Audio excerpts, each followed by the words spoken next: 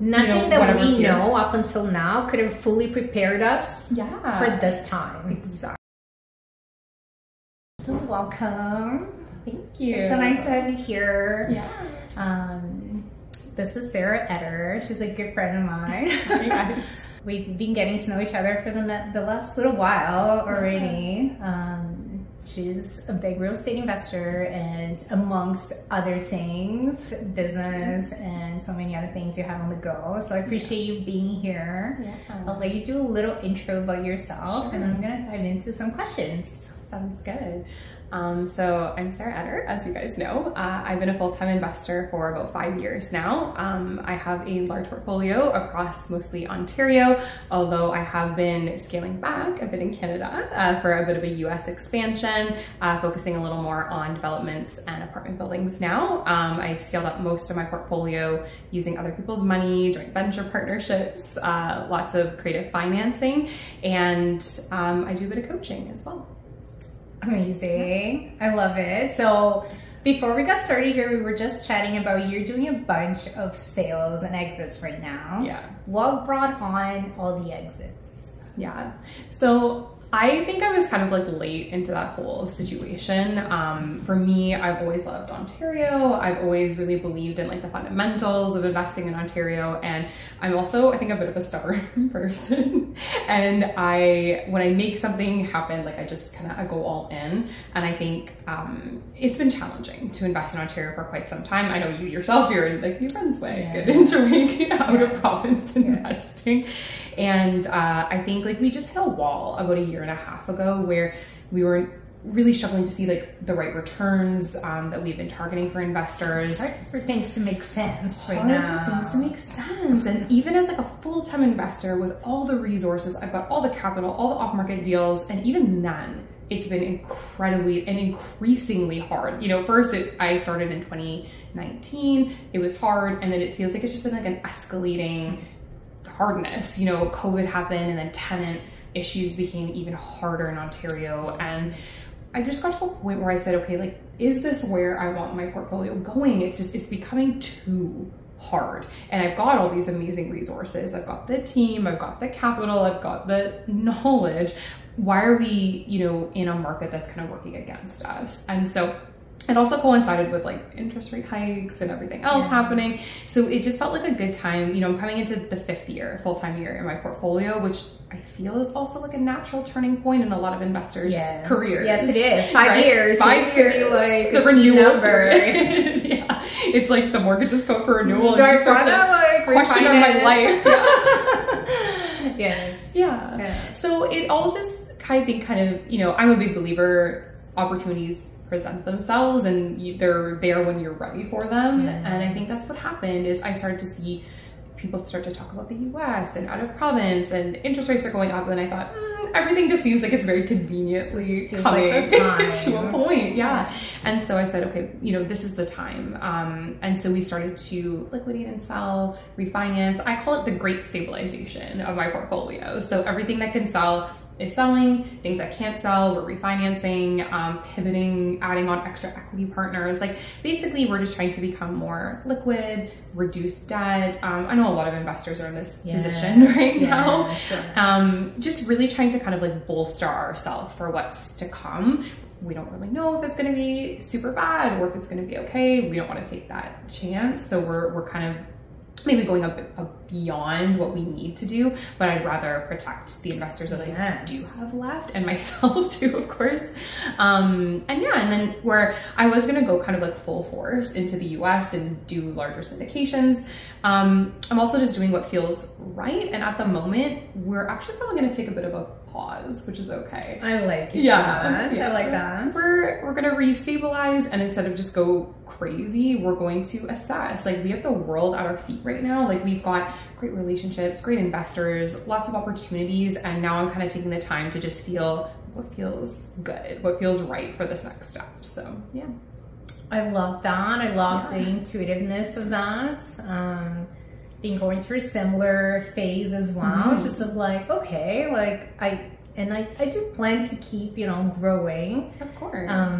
But only like if it makes sense. Only if it's like, good. only if it's like an inspired, like, wow, like I do want to partake in this deal and in this partnership, and I want to go for it, and it feels right, and it feels exciting. Yeah. I don't want to do it for the sake of doing Just another deal. Exactly. You know, so I can totally relate to that.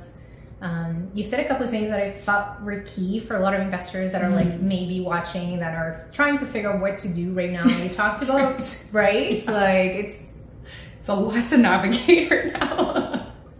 So personally, as a real estate investor, this is my first down market. Same. Yeah. Right? I feel like for a lot of us it is. I hear podcasts and interviews and a lot of people talking about 2008, and I wasn't an investor then. No. Like, I was just, you know, starting life, getting married, like really early on in our lives. So I didn't know anything. That's right.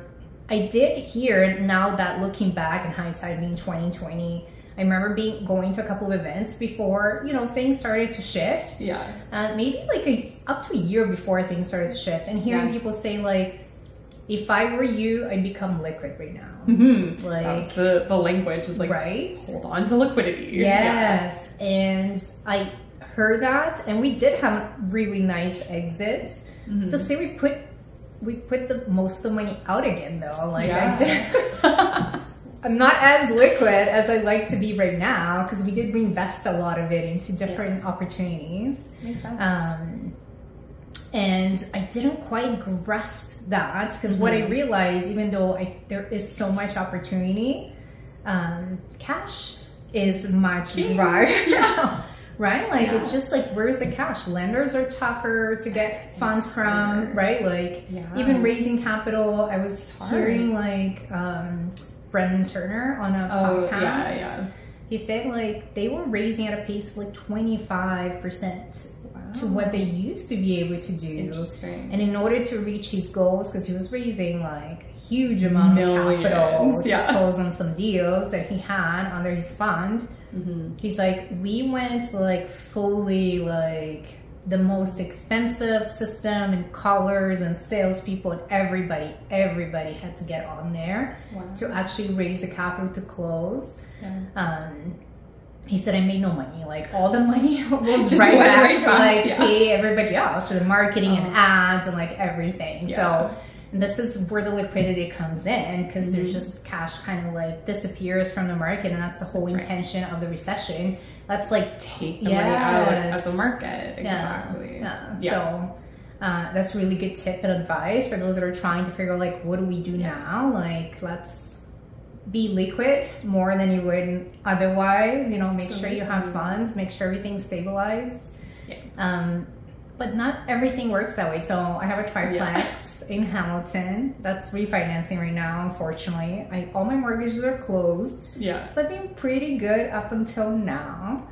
It's starting to the wave of renewals and refinances is coming up. So it's renewal. We can't pull any money out just due to where things are at. But our mortgage, like on that triplex, going up from like $2,200 to about $4,500. That's painful. You know, and I'm like, shoot, I'm like, we're hardly breaking even now. And I know there's the same story for a lot of other investors, and that's also triplex. Imagine if it was a single family home or a condo. One stream of income, and that's it. So now when I look at our portfolio, we have like our biggest building being about 60 units and our smallest one being this triplex. And when I look at the difference, we have a bunch of 6s and 7s and other ones and other sizes in between. In my own experience, my own portfolio, I do find that the more units, the more insulated we are. Absolutely. And it's just, that's just how the math is working out, because we don't really have anywhere else to get income from. That's right. On the triplex or on the 7 units. Those 3 units. There's no buffer, there's no laundry income, there's no extra ways to kind of... There's also no like, hey, like $50 annual increase for 60 units. That's right. You know what I'm saying? And then all of a sudden we have that boost. It's so the ones that have more units are doing better right now. So much better. Which is, do you find that too? I do. And it's funny because like I also coach a lot. I've also noticed this whole like just general shift and trend for so many reasons. Like I think we all knew to some extent the economies of scale, but I think people are really starting to see it now. They're running the financing numbers and they're going, wow, 4 units, even 5 units and 6s are kind of like, I would say like the minimum to start to see like an okay return. But yeah, more and more people are like, okay, what about 15? What about 20? What about 25 units? And now CMHC, NOI Select, you have more like attractive financing options where the interest rate is actually lower than some of the residential rates right now, which is so inverse to the way it used to be. People are always scared off, I feel like, of commercial financing because you were paying, you know, 2, 3, 4 points higher than res. Now it's like the opposite. And so I think commercial is really kind of like, I don't want to call it a fad, but I feel like people are really taking it seriously now as an option. So question for you, I didn't know it was inverted because as long as I've been doing multifamily, it's been lower than the residential. So but people tell me, like, I hear the commercial rates are higher. I'm like, no, they're actually lower. So there was a time that it was higher than residential. I hadn't realized that. There was definitely some times where like we were still paying like 5, 6%, I would say, even 4%, which sounds crazy now, but we were paying 2.5. Sure, on the residential side. So that's a big difference. People were thinking, oh, this is so why would you ever buy commercial? It doesn't make sense, especially when I think entry-level investors were still doing duplex conversions. And if you could just take cheap $300,000 house, duplex it, you're paying 2.5%, 3% interest. It made so much sense. And I think like obviously even duplex, triplex conversions haven't been working for years. And now with construction costs going up and everything else, if you can find a way to restabilize like apartment buildings, you know, getting into obviously tenant rent increases, that's I think the biggest challenge at that level. But at least like you've got a solid asset that's already turning income by the time you buy it. There's no permits, you can go in, renovate, you get better attractive financing options. It really is starting to become, I think, one of the only options in Ontario. That's crazy. I've been out of Ontario for a little while. And for the same reason, we were like moving quite nicely with the like conversions, 4plexes, 1 triplex, and like it was doing well. We were able to pull out all of our construction money that we put in to go do another one. Made sense. Until it stopped making sense. And I'm like analyzing, like nothing is like, this doesn't just, how are people doing this? Like, I don't think they are, you know? Leaving too much money in the deal. Too much money in the deal, or really high leverage, ultimately tackling on the second position mortgage or third one. I'm like, what are you doing right now? Like, I don't operate that way. But then we had some lovely tenant stories, you know, and situations over the time that I'm like, you know, I'm good. Like this doesn't feel amazing. It felt really hard. And I'm like, I can't, how can I grow if it's this hard? I'm just stressed, tapped out, like, you know, putting on the energy. I'm not really seeing the returns. There has to be another way.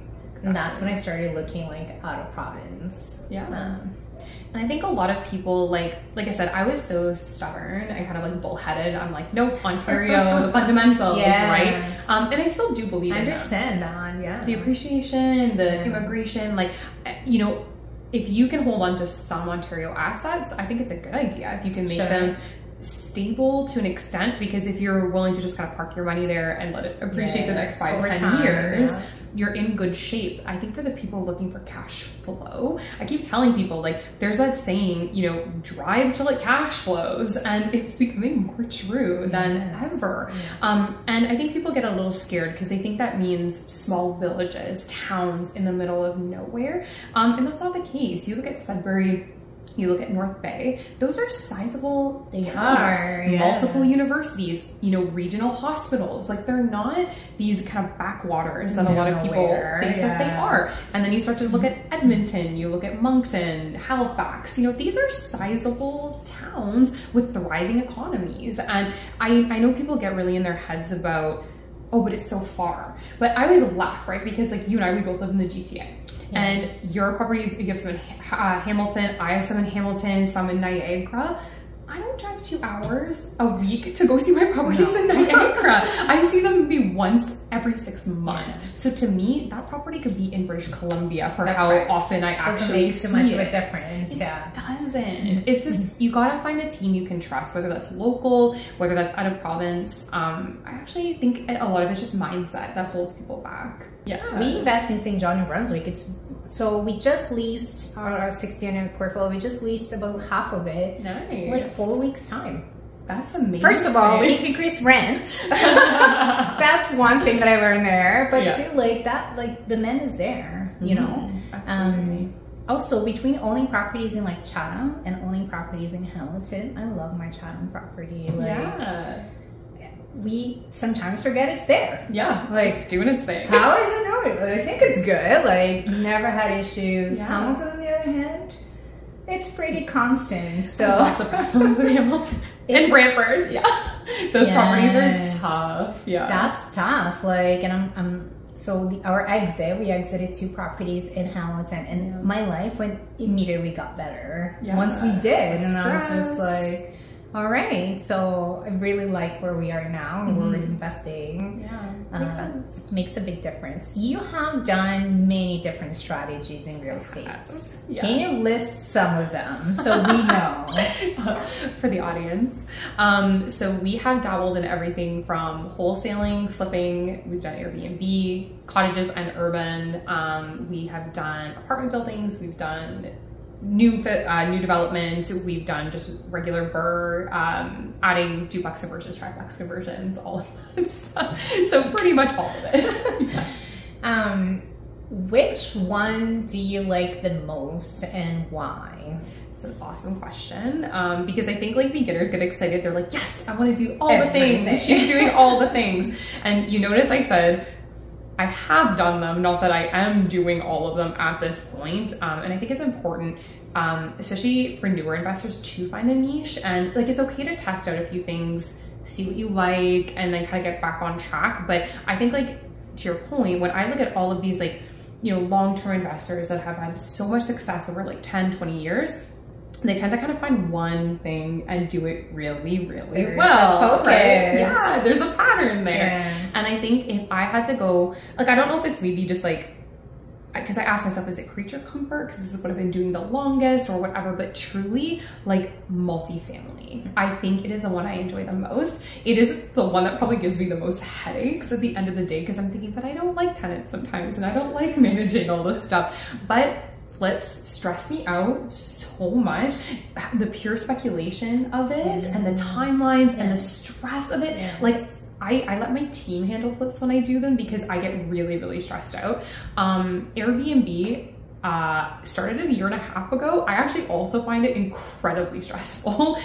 Some people love it, the concierge aspect and like the hospitality element of it. I find my guests to be super high strung. They damage my nice things and that really upsets me. And Airbnb sucks the platform. Like, they're really not user friendly. And I find like the disputes we've had to claim through them has been a really painful process. At least I know where I'm at with the landlord tenant board. Like, it might not be fun, but I've got great paralegals. I know how to play the game. I know how to do cash for keys. So when stuff happens, I feel like I'm in control. Like, I have the toolbox there and we just kind of deal with it. Airbnb has done some really arbitrary, like horrible things to us with like guest refunds and, you know, just kind of catching us off guard, and their customer service sucks. So I felt not very advocated for. Yes. And so yeah, we actually got rid of a lot of our urban Airbnbs, because a lot of regulations changed. Like, we had some in Hamilton, and then that came down the pipeline, and just all the municipalities starting to have these rumblings. I got really uncomfortable with that, and said, okay, this isn't my main focus anyway, like, goodbye Airbnb. So I have a few cottages and a few things left, but I really didn't enjoy it as much as I thought. And then like wholesaling and things like that, I still do on occasion, but I've made it kind of like separate branches that are fully automated that I'm not involved with because I don't like them.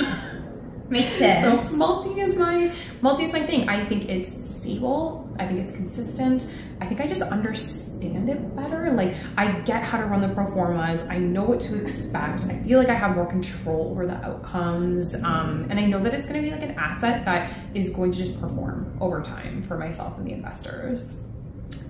We have the same. We have the same brain. I don't understand. All for the same reasons. Yeah. We tried Airbnb. I've never done a flip, which is funny because we have a construction company. That's right. Yeah, you could be doing all the flips. But flips just never, I just never connected with it because in my mind, like I want something that's going to pay me over and over again. Yeah. And the birds were working. I'm like, I keep the property and I take all my money back. Like, why would I want to sell it, right? Exactly. Like, now I have cash flow. Yeah. So to me, like, once we did our first burn and it worked, I'm like, keep doing perfect. Let's just keep building a portfolio that way. But I have done Airbnbs, and I had in Hamilton an urban Airbnb, and it was the worst experience of my life. Terrible. Like, the guests came in and 2 weeks later stopped paying and refused to leave. Squatters. So 8 months later, police and Airbnb and LTV, everybody got involved. Finally, things that I can't share here, they left, and we had to completely redo the unit. It was brand new.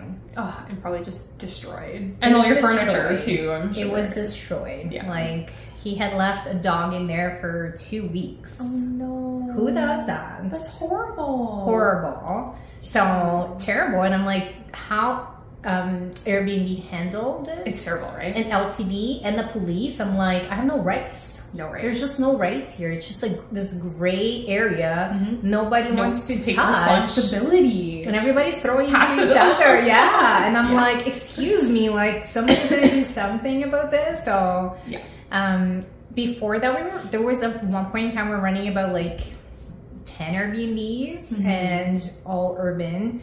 And I hated it. Even before that whole thing happened, I hated it. I'm like, it's so high maintenance. No.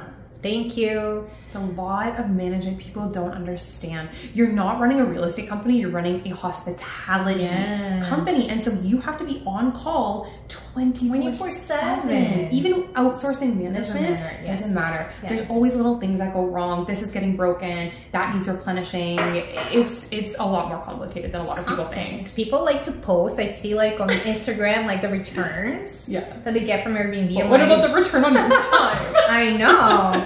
So when it went over to multifamily, like immediately I'm like, yes. Take a deep breath.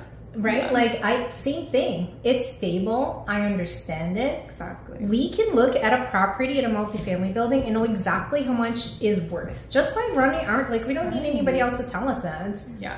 Before the appraiser comes back with a valuation, we already know. Yeah. Net operating income, you know the financial performance. It is what it is. Simple formulas. Like, it's not complicated. It's not out of somebody's head. Like, we can tell. We also can really well predict what it's going to be worth once we're done. By the rent increases, and that's it. Again, the calculations. We know where to lower expenses. We know where to increase rents. We know exactly what to get to. And we know it's going to get there. Yeah. It's stable. Some people call it boring. I kind of like it. Like, boring is okay. Boring is okay. There's enough stress with everything else. Because it's not like there's like tenants and the pipe burst and this. Like, there's enough stress within that like to have stable returns and steady outcomes. At least you can kind of control some of the variables you're dealing with. Like long term, like such massive benefit. Like, and then I also, like I was saying to you, just from looking at my own portfolio, I do kind of like the bigger the better right now. I agree. I do think the bigger has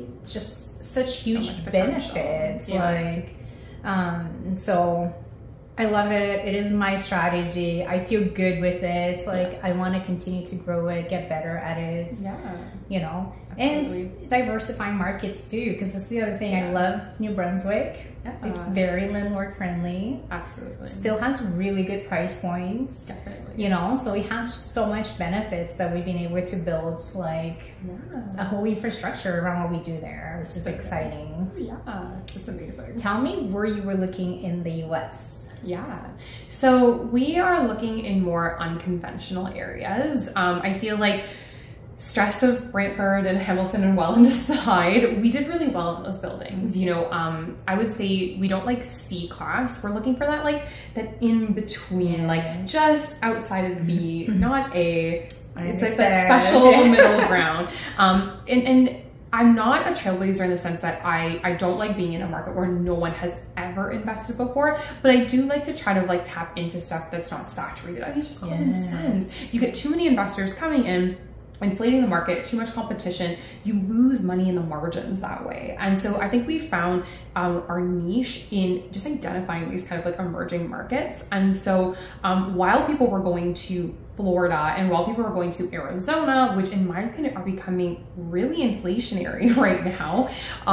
Yeah. And like even Florida, like I've been looking at Florida for a little while because, you know, I love Florida. Yeah. It's too much. It's like just not working, unfortunately, which is sad to me because I picture this whole like Florida portfolio. Yeah. But it does feel like it's overheated, overdone. I do think though a lot of that happened during COVID when all of the Midwest was like investing and moving to Florida. I think it's a matter of time, maybe another 6 to 8 months, where people will start to say like we'll start to pull out, and I think there'll be more opportunities. That's our kind of like, we're just sitting in the sidelines on Florida right now. If there's an opportunity that comes. Exactly, because we love Florida for all the same reasons. And so instead, we are focusing on the kind of like, I call them like the ugly cousins, like people don't, the Rust Belt. So like Michigan, Ohio, we're even looking in Georgia, Louisiana, Alabama. People are like, what the heck, Alabama? But the fundamentals are actually really good. And even in the southern parts of Tennessee as well. So obviously all red states, landlord friendly, good economics. And I think what people don't understand yet, if you haven't dove into the US, is each state is like its own country. So it's also not like you can't just pick Arizona or you can't just pick Tennessee. It's the city. And then what parts of the city, it gets very micro as we're learning. And so like in Ohio, you know, I'm not investing in every city in Ohio. We picked 3 markets.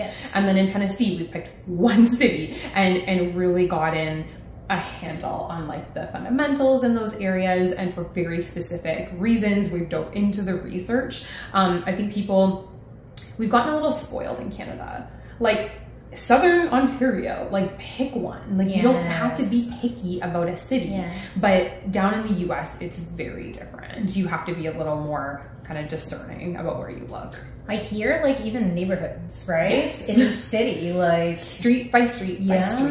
You need an agent who is born local, raised, like you need a whole team that's very, very local, because they will tell you right away, like avoid that street, this street's okay, that street. I wouldn't know, like honestly. Sure. How can you possibly know? You cannot look on maps. You can like get a feel, but you don't really know. Like, right? There's some areas where I've physically gone and said, okay, this looks fine, that looks fine. And they're like, absolutely not. And I'm like, okay. You wouldn't know that. Yeah. So you definitely need a lot more research. But yeah, those are kind of the markets we're focused on because we just see a lot of long-term growth. They're kind of like these like underdog markets in a way where people are like, like the appreciation's like, I love those. Okay, those are my favorites. I'm fine with it. I don't need to compete against, you know, like Blackstone and all these like massive like REITs and trusts going into like Houston and like Austin and everything. Like, what am I gonna compete against? You can't. No, we're going for the easy, low-hanging fruit.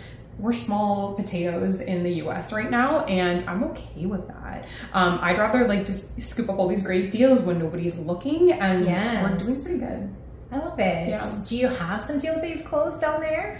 Yeah, so we decided to go in, it was kind of like weird timing, I'll admit. So because the US was about 6 months behind like the whole rate hike cycle, I feel like Canada, we kind of got over our shock like last fall, early this spring, and now our markets are starting to kind of stabilize. By the time I was starting to look in the spring of this year, I feel like the shock was just starting to hit the US. And so we're looking at things, and the prices we were just really trying to wrap our heads around, because we were looking at big syndications, like, you know, 200 unit, 300 unit complexes. And some stuff's like 150 a door, some is 50 a door, and I'm like, I don't it's a big difference. Get this. Yes. And then we start to connect with big lenders, hedge funds down there, and all of them kind of told us like, look, hang tight because things are in flux right now. Lending is going to be very hard for you as foreign nationals, and we are still trying to get a grasp on valuations. And I actually just saw an article that came out last week that said multifamily in the US specifically is about to get for like a world of hurt, which is interesting because in Canada, it's the opposite. We're saying, no, buy, build, multis are the way to go. In the US, they have way more supply, way more people buying. Like, it's just a different, they have higher vacancy rates than we do too. Yes. People don't realize that. Again, spoiled mentality of Canada, too few rentals, our vacancy rates are like 0.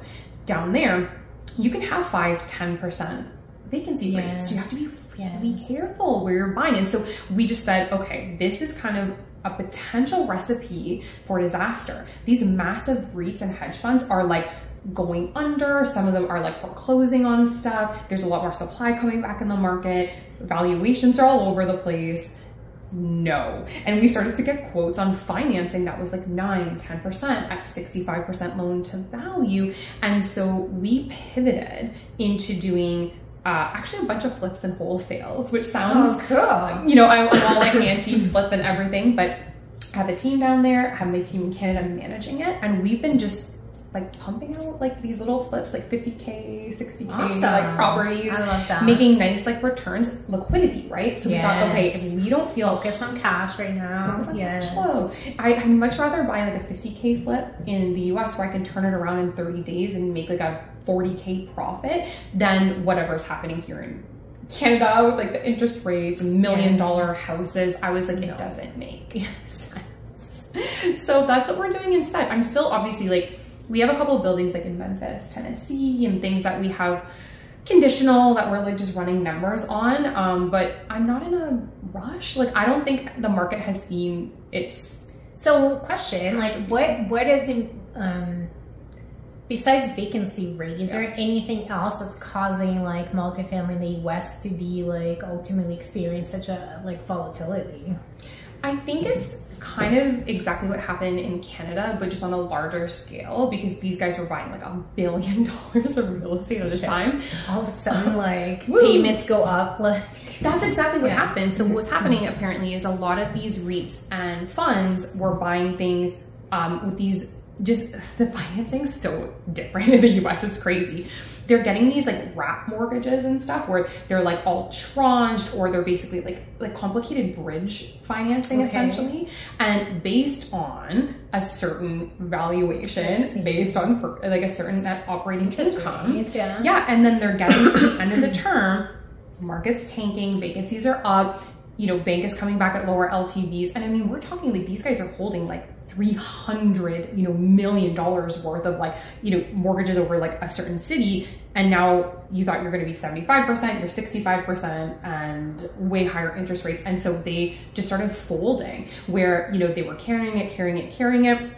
And then all of a sudden it just caught up to them. So a lot of what the big talk has been about is like what happens when Blackstone and like all these other guys cannot, you know, service their debt. And so the interesting thing is they are going into foreclosure, they are dishonoring their debts, but they don't, like the institutions don't really know what to do with them because they're holding so much. There's so much. Yes. What do you do? Foreclose on $1 billion worth of financing? So it's a really complicated time. Canada, but definitely in the US, where they're trying to figure out, like, do you bail these guys out? Do you let them foreclose? You know, so it's not a ring we want to just throw our hat in right away. Let me sit down for a moment and, like, you know, assess cash flow, you know. And one thing, I had a joke with my one partner that I'm working with, in the US, and we kind of joke that we've been getting these financing terms lately from lenders down there where, you know, first they were giving us like 75-80% loan to value at good interest rates, and then next week they would come back at 60% and rates. And we're like, what happened? And you're just getting the sense that they're like, look, we have our own problems right now. Like, get out of here, back to your own country. And not like in a discriminatory way, but I kind of just get the sense, don't call us right now. Yeah. Like, we're dealing with We're dealing with our life, and we need you to just like stay out of it for right now. So we're really unfavorable mortgage. It's up to you if you want to take it or not. Exactly.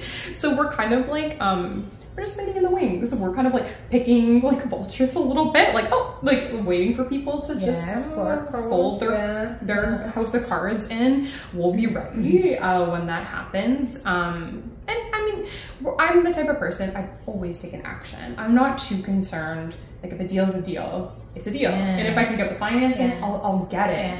But that being said, I think once you start to look at these syndications at 200, 300, 400 units, the zeros start to become like, wow, you know, and you need to be judicious. You're raising a lot of money to the tune of tens of millions of dollars, and those can implode. And that's hundreds of lives affected. So, you know, I also feel like there's just this like ethical piece where, like, as excited as we are, you know, I think it's our duty to also be cognizant of what's happening in the market and not get too excited too quickly. 100%. And like make sure that what we're doing is sound. I'm always tell people, I'm here for the long term. I'm not here like, you know, to crash and burn. Like, we're here to like build something. There was recently I came across the news of one of the ultimately companies that do what we do, but they were a few years ahead, and they have been buying like 300, 250 units out in the US. They're Canadian though. Have a couple projects going under. And the news was like, they were saying to the investors, it's going to be total loss. Oh, that's so devastating. I ended up having a call with one of the investors. I ultimately, selfishly wanted to understand. I'm like, how can I building experience total loss? Like, logistically, I couldn't understand it, because that's like not something that I can foresee happening here. That's right. Necessarily based on how we operate. So I'm like, how is it even like, how does it get to that point? And it was through to like some interesting like bridge financing situations, and they were calling, and they did the same thing with the other guys, like, we're just gonna stop paying the mortgage to see if the bank will collaborate with us, because the bank was like, no, you gotta pay us. Loan to value has changed, interest rates have changed. They're like, we can't afford it, so we're just gonna default and force them to the table. It's not a bad strategy. I agree. I'm like, what else? Like, it's like, we want to make sure that they hear us, so we're going to default. And then let's see if they have a conversation at that point with us. So interesting. So that was interesting. And then the conversation with investors was based on our calculations here. If the investors are not willing to bring more cash to the table, if the bank is not willing to negotiate based on where the values are now, if we do sell, we're looking at a total loss. That's crazy. And I was just like, heartbreaking. You know, like, oh my gosh, I definitely never want to be in a position like that. We don't know, right? But like, and you can imagine like, you know, being a GP in other deals, you know that like at the time it's like, you're working with like the information you have at the time, right? And I feel like it's so crazy to me, because an appraiser, you evaluate that property. Like no one goes into this with just magical assumptions. Like, the bank had to okay that loan. The appraisers had to okay that valuation. The investors did the math and everything was okay. And so some of these things are just so tragic because it was so unpredictable. And based on the information they had at that time, everything probably looked like it was going to be peachy. And then it's like the things that have been happening are so unprecedented. It's like, you know, you can factor in all the buffers, the 20% overages here, the like nothing that we know up until now could have fully prepared us for this time. Exactly. Right? Because it couldn't. We're also coming off of like 10, 15 years of like good markets. So it's like we forget. We do. We forget. I wasn't there like when this happened last time. So it's just like, what are the fundamentals? Fundamentals during an up market and fundamentals during a low market are very different things. That we aren't even aware of. Like, I think that, you know, when you talk to a lot of like economists and bankers, you know, it's like how could you even predict what a down market looks like after 15 years? Like, is when people were initially saying the housing market was going to crash 50%, the panic was real. It's like, what does that even look like? Yes. And then even the 20% decrease that we have experienced, I mean, I don't think any of us could have wrapped our minds around like that becoming a reality and losing 15% gains that we made in 1 year over year. That's crazy. Like, that's never happened in the history of real estate. That's crazy. Not to mention, like, how do you like deal with going from, again, like 2% interest rate to now like 6, 7? Everything's changed.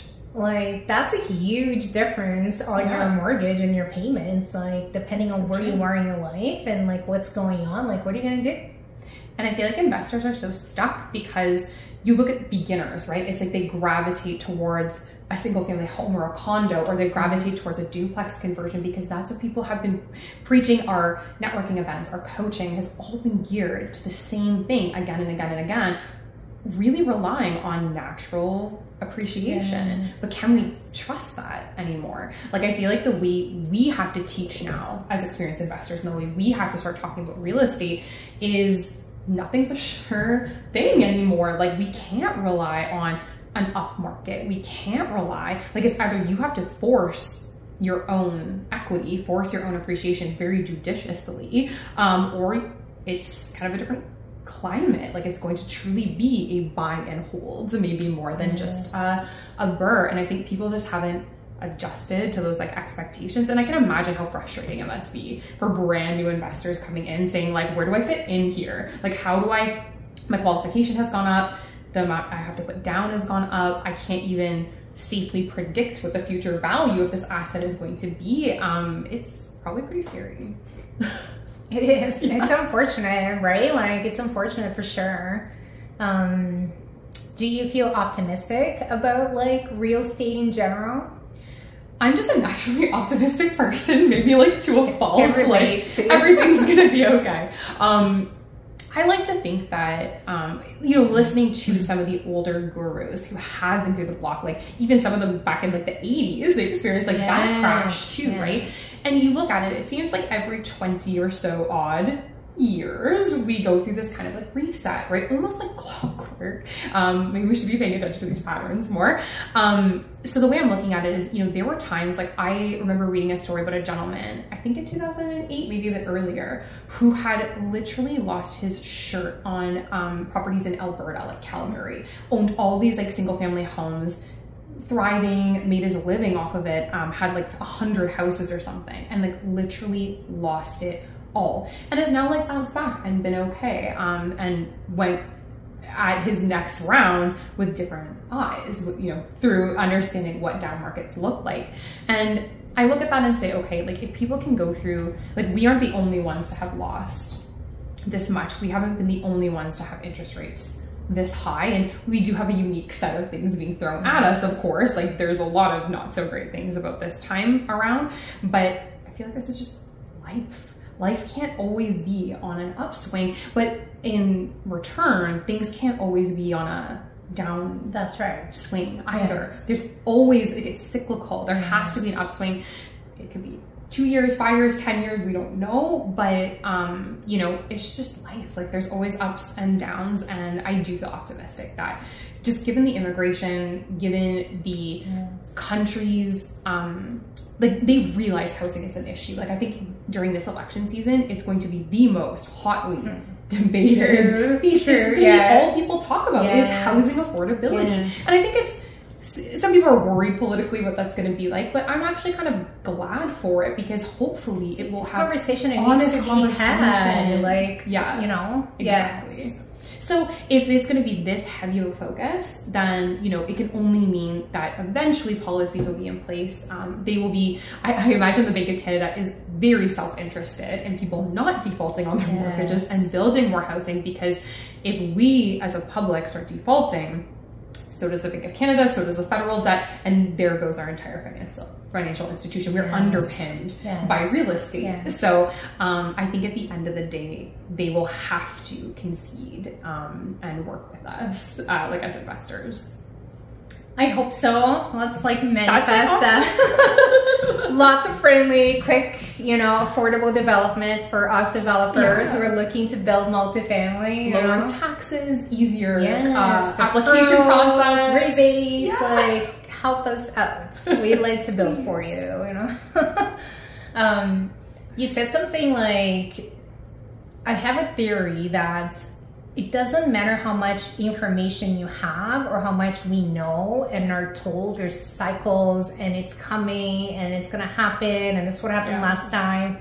I don't think any of us really fully grasps what it is until you experience it. It's so true. That's the only, because we kind of knew, like it's not news. We've been told for years now, like before COVID, we were told going to be a downturn. Which is gonna start now. We're predicting it to be next year, and then like COVID happened. It was like, oh boy, never mind. Things are different now, and then like, but it's gonna happen. It has to happen. Like it got delayed ultimately. Yeah. I'm not sure that prepared us any further though, because until you feel the pain of going through this time, I don't think you fully create like the right pathways in your brain. Yeah. Do you know what I'm saying? To like actually like, okay, I get it now. Because everything that I've known up until now, it's like, it's always going up. Always sunshine and rainbows. We always figure it out. Everybody's laughing. There's so much cash. There's so much abundance. So like until you experience it, you're like, oh, okay. I get it now. Like, you know, this is what a downturn feels like, that you can actually feel a bit more prepared for next time at the end of the day. It's so true. Like I keep telling my husband that when we get through this, my resiliency levels will have increased like 110%. And I already thought I was a very resilient individual because even in good times, we're dealing with refis and, you know, over budget construction and bad tenants. And we've like nothing has changed. Like that has always just been a constant in real estate. But this is just on another level because now I describe it as like we were in bumper cars. Like you could screw up, but you couldn't really go off the tracks because you could always depend on a good appraisal. You could always depend on like, if I just hang on to it long enough, the property value will come back and interest rates aren't too bad and we can get bridge financing. Who cares? We'll just refi it in a year. But now the bumper rails are off. Now there is no safety net. It's like your appraisal is what your appraisal is. Your interest rate is what it is. And if anything, you know, off-C and all the financing, like it kind of keeps getting tighter and tighter and tighter. And like not to scare people, but it's just the level of resiliency and problem solving you need now is exponential because you just don't have that buffer anymore to kind of make mistakes. Like, and when things go wrong, like there's no playbook for this. Like I wake up some days and I'm thinking like, how are we going to solve this problem? This is a unique problem I have never encountered in my entire career. I'm literally making it up now, like as I go, which is kind of cool, but scary at the same time. Yes. People are scared, right? They don't want to let others know that there's hardships going on. They don't want investors to get worried. They don't want the lenders to get worried, right? They don't want like... facade. They got to keep it all. I feel that too. Like for sure. Like I feel like I'm the CEO. I made these decisions. This is my building. I pitched it. I have to like weather the storm. I have to steer us out of this hurricane. And it's kind of like stock market stuff too, right? It's like how they always say like, you know, the things that they coach their CEOs to say or do or not say and do, because what happens to them indicates how the market reacts to them. And it's the same thing. It's like, well, if I show fear, if I show hesitancy, then my investors are going to pick up on that. Then like my, you know, all the other people are going to start to say, whoa, if she's freaking out, then it's pandemonium, right? Something is really wrong here. So that's hard. Let's talk about the character building piece here that we touched upon a few times. Like one is resiliency. Like what does resiliency mean to you and how do you see it playing out in your life right now? Great question. I think for me personally, what resiliency is right now is not giving up. And I mean, and I guess what I mean by that is there's times where we're faced with things like in this market where, you know, the appraisal is so low or the LTV is so low where we are faced with these situations where it's like, okay, like, are we going to get any money back? Like, are we going to profit at all? Are we going to be able to give our investors money back? And, you know, your instinct is to just say, well, screw it, just sell it. We've looked at every angle. We've tried this, we've tried that. Let's just sell. We'll write everything off and we'll just start from scratch. And for me now, resiliency is not giving into that initial feeling of there's no other way, let's just sell. And I feel like a lot of investors are there right now where they're just like kind of panic mode. I can't see the end. What do I do? Sell. And I've talked to a few other very experienced investors where their tenet is the opposite. They're like, if you can hold on without, you know, being in severe detrimental, like negative cash flow and whatnot, then hold. Because once rates start to go down and once the market stabilizes, you'll at least be able to recapitalize. And if at worst break even rather than take like material losses. And so I kind of took that to heart and saying, okay, I have one very specific set of tools that I've acquired over the past 5 years. So I'm looking at things through this one lens that I have. And now it's time to get different perspectives. New tools. And so I really armed myself with this idea that I'm not going to give in to the first instinct. I will explore every angle humanly possible before I make decisions, and that when things feel like at a loss, if I just feel like there is no way out, I just who not how it kind of be like, I'm like, it's okay, I might not see the end right now, but there's got to be a solution here somewhere. And I've really just started to lean on my network, on my connections. Mortgage broker, oh gosh, I'm on the phone. I feel like nonstop, like all day, every day. Just, you know, sometimes just sounding things out with other investors, sometimes just getting new quotes or new ideas for appraisals or lending products. Like we're just throwing all of everything out there, almost like a giant like bubble vision board or something, and we're just trying to put all brainstorm, those pieces mastermind. Together. Yeah. And we are making up things every day that I didn't even think were possible. Things that, like, you know, it is one good thing to have come out of this is in my life now. I see things like, I feel like my mind has been expanded, where I thought real estate had to be one very specific way. The way we do BRRRRs, like it was always very linear. Whereas now I'm like, what about this? What about equity? What about that? Like, you know, and now I feel like it's really opened my mind to just different ways of doing things, but also that there have been things we have pulled off that I didn't even think were humanly Give me an example. Possible. So there have been times, so like I have this set of properties where we got super low refinances in the fall. I just said, okay, this can't happen. We're holding really expensive private money. Like they've got to go. And LTVs came back low, appraisal values came back low because it was the worst time of the market was last fall. And I said, okay, let's sell them. Well, the selling market was also terrible. They sat on the market for about 6 months as I continued to bleed private money, like just at crazy, crazy high interest rates. Lenders weren't willing to negotiate like interest rates with us. And I just like, we were getting like to a pain point. And there was a point where I was just like, what do we do? Like we sell them for a loss, like we take like a 6-figure like loss and just cut the bleeding off. That was where I was at. Sure. It's scary when you're bleeding like that. You want it to stop. Yeah. And you know, especially when you don't see an end in sight, like when we invest in Ontario, we're always supposed to have selling as the backup. Like every time we do a BRRRR, we're like, we don't get the ARV. There's no bit anymore. It's fine. Yeah. Well, that was not fine. And so we were like, okay, so I sat on it and sat on it and sat on it. And then I was like, okay, I'm paying, you know, X amount in interest right now. Cause these were like privates. And then I'm like, well, what if I go with like a C lender? Or what if we go with a credit union? And what had happened is because we had waited long enough, the valuations have stabilized a little bit. We were able to turn over a few more tenants. We were able to, you know, renovate a few units and do this and that. Optimize it a bit more, yes. So then I thought, okay, appraisers are probably a little less freaked out than they were last fall. I haven't had them appraised in 6 months. We've increased NOIs. So what I decided to do was a commercial blanket mortgage on them because these were all residential. So comparables, trash. Like there are no comparables right now. So I thought, wait, I can control this by using the income approach. My NOIs look good. My cash flow is decent. Let's blanket all of these properties together. Let's treat it like a commercial mortgage. So like we were talking earlier, you can control the valuation, because I know now what my NOI is for the portfolio as a whole. So we took it to kind of like a mini private C lender, commercially blanketed it. And then what we ended up doing is where we did have shortfall in LTV, I started to sell off, because I own this portfolio in particular by myself.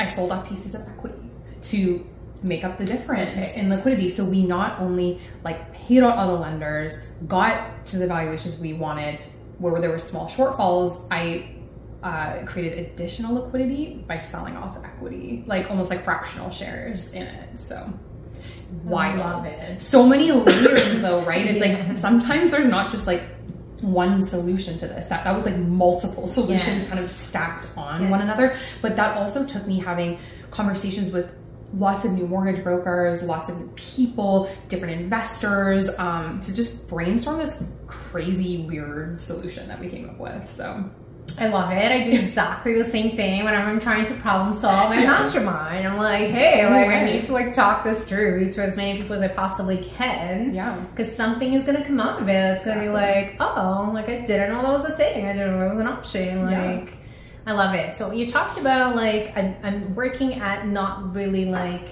listening to my first instinct. What is logistically your process for like getting through fear and panic and anxiety when those thoughts that we all are having right now first comes to you? I would say there's probably a little bit of my competitive nature in there that doesn't like losing. It's also because I work with so many joint venture partners and a lot of people have entrusted their money with me.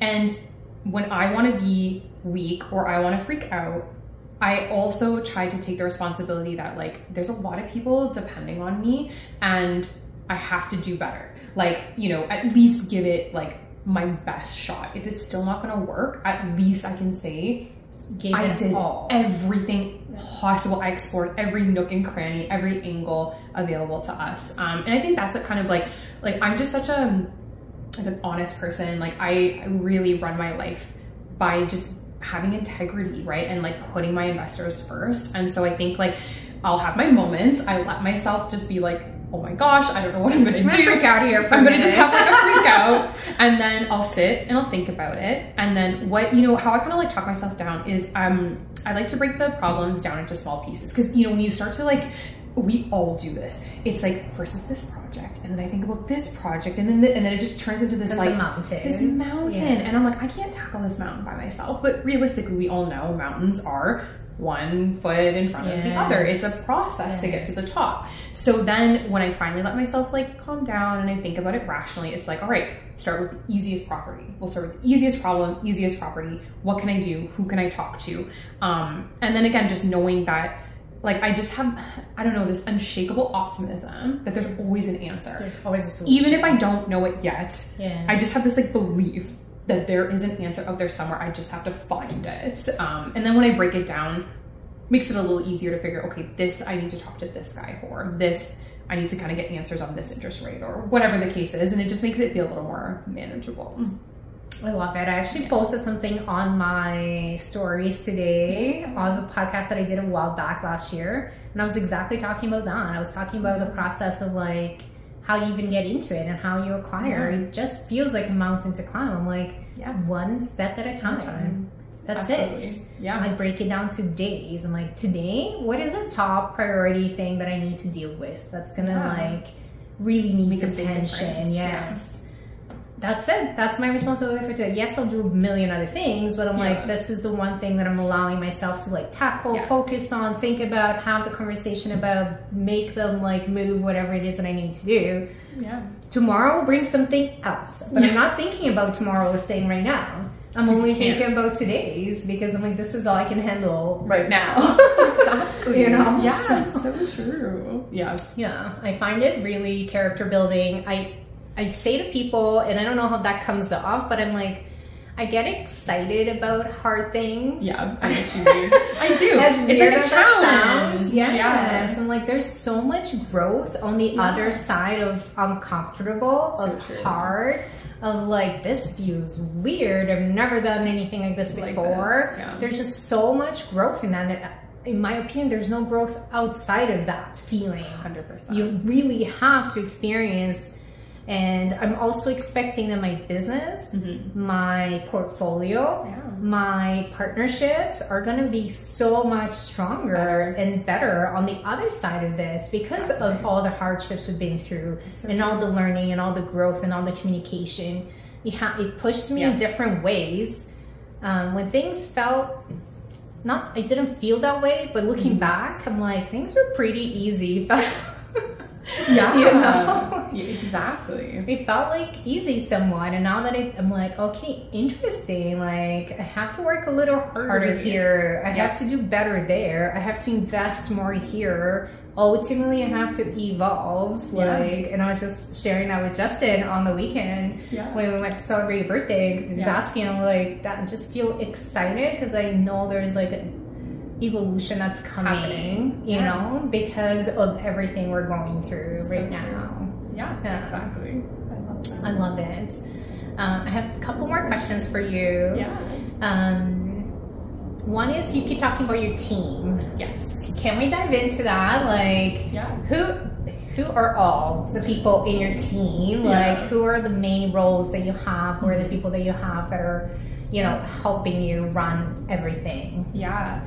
No, it's so true. Like, I think like when you get to this level as like a full-time investor, like, it's not just like a nice to have, like it's a necessity. And my team has been so instrumental through all of this because I've had them, most of them full-time for like a few years. So they already know me, they know the systems, they've been able to like adapt as things have changed, which has been helpful. But they also provide a lot of emotional support for me too, because I know I can count on them. Like there's a lot of things I can't count on right now and everything's changing, but I know like they're there, like they're dependable, they're invested with me.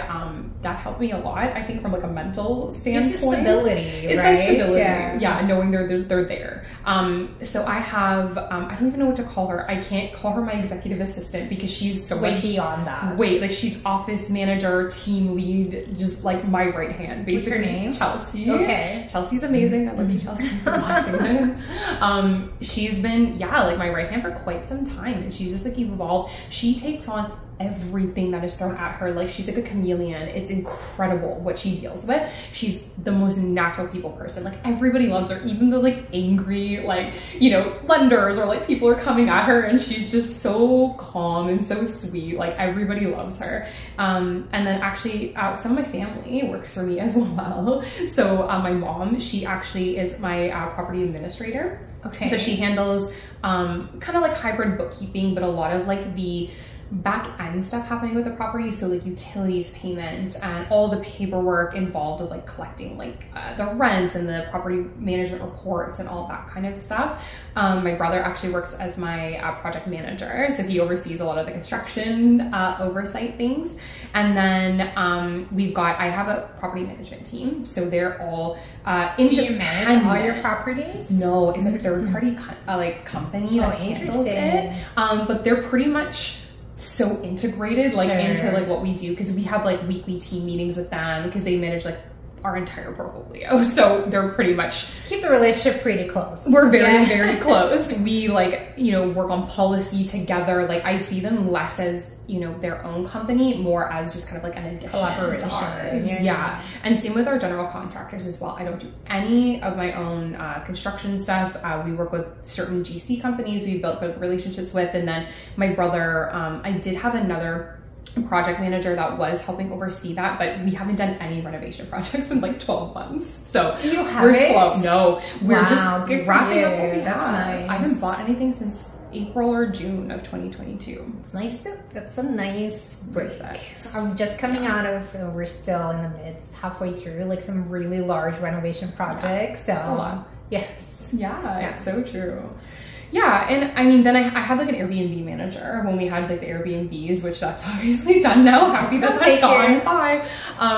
And then, although I love Jay, she was fantastic. We're still seeing if we can integrate her role into another element of my business, because she's so wonderful. Like she's so great. And honestly, that's kind of it. We run a very task based team. So everyone is kind of trained to technically do each other's jobs. We're not like vertical where there's like managers or anything. It's like everyone has like a very specific division that they kind of oversee, but everyone knows each other's divisions. And if we have a project over here, I might pull 2 or 3 of the team to handle this, and then a person for this task. And it's worked really well that way. It's created a lot of camaraderie amongst my team. Everyone's very close, and we're very dynamic, which I feel is when you've got too many divisions with too many managers, it's cumbersome. Yes. This way we've been able to just be like adaptable. Like we're like, okay, this project's happening this week, this team can go, and lots of flexibility. Yes. Yeah. So I love it. So who in your team like would be, let's say, looking to the US market? When you're like, hey, I want to go into the US, like who would be like pulled into that job? Oh my gosh, he'll hate me. Sorry, Steve. I forgot about you. I'm gonna like edit this. Steve, you've been there the whole time. Yeah, and then I have my completely separate division, which is Steve. So he actually started off working for me. He was my acquisitions manager when we were finding like apartment buildings and things like that in Canada. Now we are more like partners. So he's done so great over the past couple of years that I just kind of gave him the reins because he's really passionate about the US. He's done so much education on his own and training. I am so still head down in what's happening here in Canada. You're dealing with everything that's here. Yeah, but I really wanted to prioritize our expansion into the US. So I said, okay, Steve, like, here you go. Like, here's the parameters, but have fun. Like, it's your baby now. And so we've actually hired quite a few. We have like cold callers and wholesalers and like acquisitions people all kind of like lumped into that. Probably a team of like 6 that are working under him. But I know very little. I do 1 team meeting with those guys a week for morale, and I'm like, you guys are doing great, keep going. And of course I do a little troubleshooting throughout the week here and there, but I'm very removed except from like a higher level decision making capacity, which is exactly where I want to be there. I want to get there eventually with my Canadian stuff too. We're working on that. Yeah, and I think, you know, I have like a social media team. Oh, and I hired Lisa. So on my coaching side, she's amazing. I hired her as she's my program coordinator. So she's basically now in charge of all of the marketing, onboarding for my coaching programs and everything. And she fit in from day one. All of my hires, by the way, came on Instagram, which is hilarious. Everyone reached out to me through DMs. They saw my brand, they saw what I was doing. They're like, do you have a job opening? I'd love to come work with you.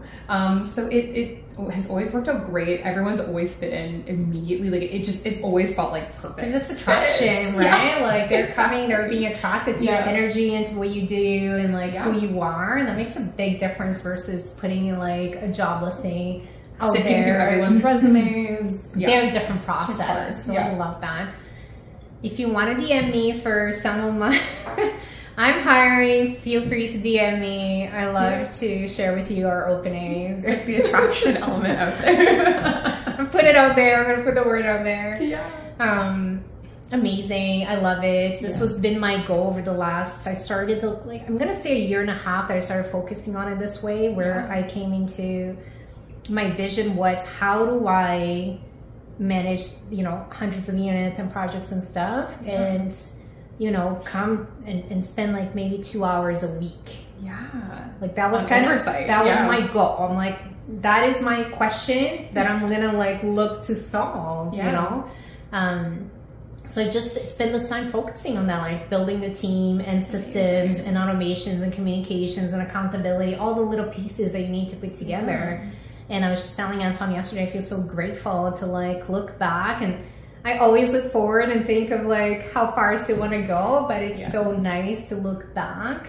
And I feel like pretty much everything, minus there's one little component that I'm still like on my way there. But like pretty much everything has been technically like outsourced. Somebody's taking care of, you know, somebody has an eye on it. And then it's just like we do a weekly 90-minute meeting, like with the team, and like check on everything, decide on priorities, what needs to happen, what happened, like, you know, and then that's it. Off we go. Yeah. And then, it's exciting. You know, it's like fantastic. So I really wanted to put that in place so I can scale and so I can scale to the US. More specifically, it was like, is like my goal and vision. So I'm like, okay, but I need to like make sure this is like running and getting taken care of before I like shift focus. Exactly. So yeah, so I feel like I'm in a much better place now for that. Yay. Congratulations. That's honestly, it's a big accomplishment because like delegating is so much harder than people think. It was it was so hard, okay? It still is. Okay, here's what I realized. It was just a very different skill set than what I had been focusing on before that. Yeah. Right? Like I was focusing on learning other things. I was focusing on learning and implementing, like looking for deals and underwriting and capital raising and like, you know, investor relations and property management. That I focused on all of that for the first few years because that's like I was learning how to do real estate. Yeah. And I'm like, okay, like now I feel like I'm in a place where it's time to change where my focus is going, where I'm spending my time, my energy, learning, skill sets, like education, all of it. I need to focus into leadership and team building and processes and business. Yeah. So I love it because it's a new challenge and it's like every time I feel a pain in the business, I'm like, oh, now I know I'm gonna like come up with a solution, right? Like it hurts, like okay, I see the gap and now it's time to like figure out how to put it together. So yeah, it's been exciting and it gives me a lot of like excitement for what's to come as well. I have wanted to circle back quickly. We talked about the importance of having a network around you, because I'm like, I asked you, how do you deal with you know, everything? When you're facing a real hard challenge or a problem, like what do you do? And what your answer was, I talk to everybody. I'm on the phone building my relationships with my connections with the people that I know, with other investors.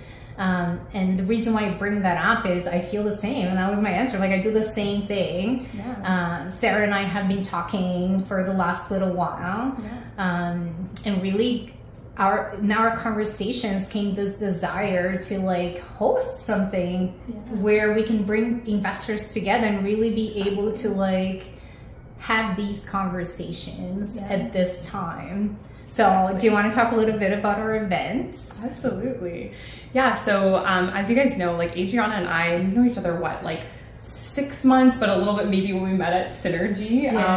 But I feel like we really connect in the sense of leveraging these network and these relationships. And I think we talk about it, you know, your network is your net worth, but I feel like that's still like a shallow way of really, you know, the way I've had to lean on people in my network these past, you know, year and a half, it's been really intense. But honestly, it's been a blessing because the amount of people who have come to my aid, the amount of people who will lend an ear and help has been incredible when I was able to be vulnerable and reach out. Because for a very long time, I was just struggling alone. And I've heard this from so many investors that they feel alone. They feel like they are the only ones going through these struggles right now. And that's why we wanted to open up about this, that we're all going through struggles.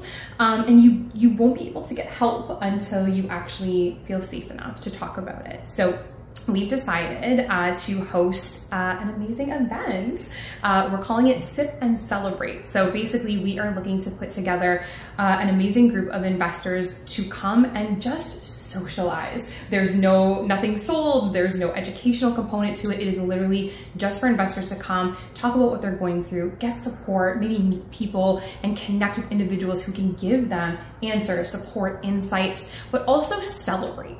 I think that's something a lot of us were focusing so hard on the negatives and we're focusing on what's wrong with the market that we aren't celebrating the accomplishments and the good things we have achieved. So because it's coming towards the end of the year, we want to host something where you guys feel validated, you feel like you can connect with the right people, but also celebrate all the good that's come out of the past couple of years as well. So we're very excited. I'm very excited. I'm very excited. When we started talking about the purpose of the event and what we are like wanting to see there, it really connected with me.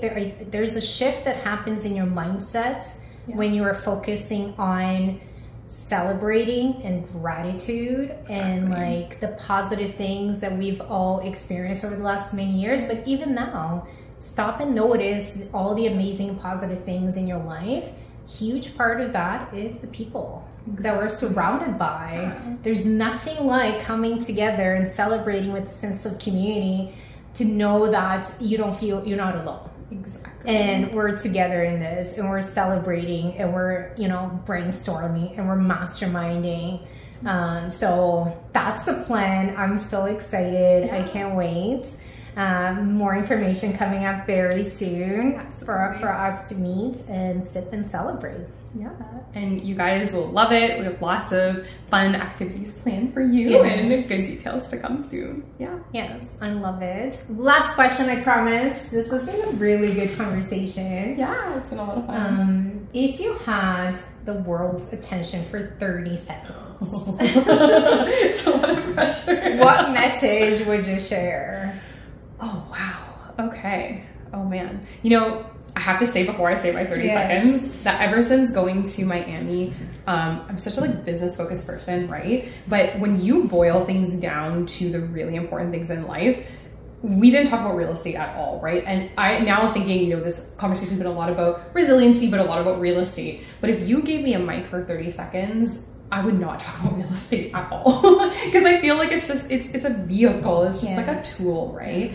I would say, find out what you're passionate about in life and never let go of it. Like, don't let the lure of money and possessions and things and the way you think or you've been told to experience life, like, don't get distracted by that. I feel like all the times in my life that I have been disappointed or things haven't worked out, it's because I stopped listening to me. I stopped listening to the things that made me happy, started doing things the way I thought I was supposed to do them.